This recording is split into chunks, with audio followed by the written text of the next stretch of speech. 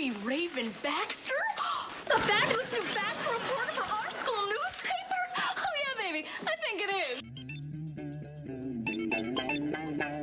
Hello babes, welcome back to the channel. If you are new, welcome. So in today's video we will be discussing the queen of Disney Channel, the it girl herself, Miss Raven Baxter. So let's get into it. Raven Simone is one of the most iconic child stars of the 90s and 2000s. She opened the doors for many young actors and actresses who came after her. But today I want to get into the iconic fashion of Miss Raven Baxter because she ran circles around the Disney girls. Raven is what I would consider to be hyper feminine. She's very girly and loves all things fashion, frilly, feathers and boas, rhinestones and more. What made Raven so special was not only that she was the first black girl to have her own TV show on the Disney Channel and be a lead, but the fact that she was giving young girls who looked like her representation and inspiring us to be creatives and go into the fashion world and never give up on our dream. No matter how many times we're told no, or that fashion is pointless, stupid, and won't bring you money. But you just know that your passion will pay off and it makes you even hungrier and motivated to achieve your goals regardless of the negative comments. Raven was the it girl of Disney and was one of the best dressed characters on Disney from the beginning of the show to the end of the show. Raven was styled by Nancy Butts Martin, who did a phenomenal job styling Raven, especially seeing as though it was back in the 2000s. Raven was considered to be plus size, which is crazy, and considering what Raven went through after leaving Disney, it was just demoralizing. But finding clothes for her wasn't an easy task, especially for a teenage girl at that time, unless you lived in certain areas or you just had to shop in adult sections and size up in certain clothing. She wasn't your average thin girl, and Disney was extremely strict, biased, and outright discriminatory when it came to shapes and sizes, and putting certain stars on diets and overexerting them. Raven was the girl who many young girls, regardless of race, saw a girl they could identify with who looked like them and didn't look like the models and teens on the magazines and TV shows. Raven's costumes on the show were such a hit that it prompted Disney to create a That's So Raven clothing line revolving around the fashions with the input of Raven, of course. The clothing line was a major hit and were released with collections like Free to Be Me and Mystic Chic with rich deep colors like plums, berries, browns, and also some bright vivid colors like turquoise, pink, orange, and fabrics like tweed, denim, and corduroy. The clothing had embellished detailing with rhinestones and beading, giving young girls the chance to look like Raven. Raven wasn't your typical Disney character when it came to fashion.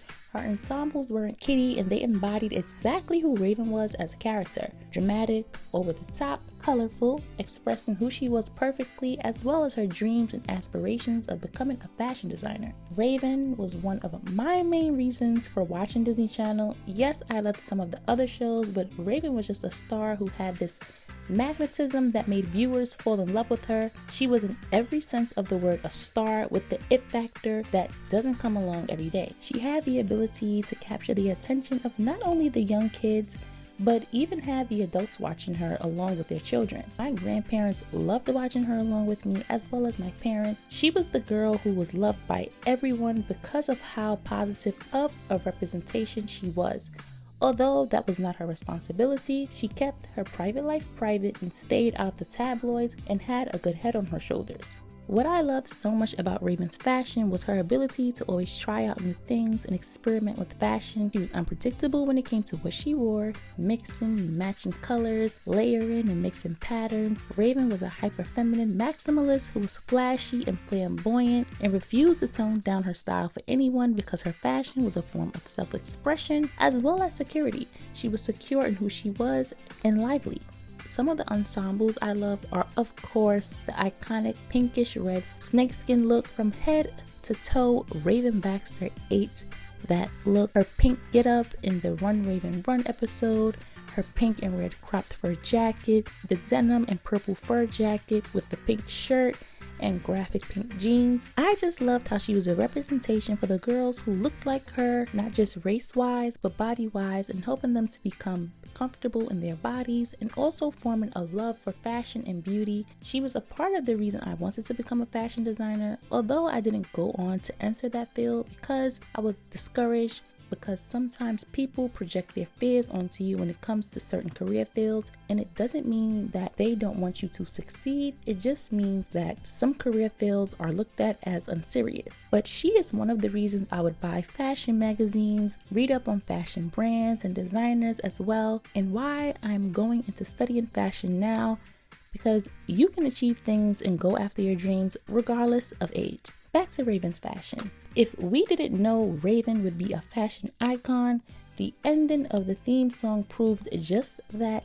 From the corduroy orange coat with the baby blue fur wrist detailing, the orange mushroom shirt, baby blue trousers, and Manolo blondics, this outfit symbolized how Raven would serve us looks galore on this show and would be the face of Disney Channel for years to come, bringing in millions of viewership, becoming the first Disney Channel series to have 4 seasons and 100 episodes. That's So Raven spawned a franchise that included soundtracks, dolls, episode DVDs, video games, and a clothing line. It was also nominated for Outstanding Children's Program during the 2005 and 2007 Emmy Awards, which was a big deal. Raven's hair was also always on point, from her braids to ponytails, colors, and curls. She had the best hairstyles and again was never predictable down to her hair. And with that being said, this video has come to an end. I hope you guys enjoyed. Don't forget to comment, like, share, and subscribe. Also, make sure your notification bells are turned on so that you know when I upload. Don't forget to liking helps with the algorithm, and I will see you guys in the next video. Toodles! Did you know who I be? Did you listen to music? Do you watch TV? Do you carry a lunchbox?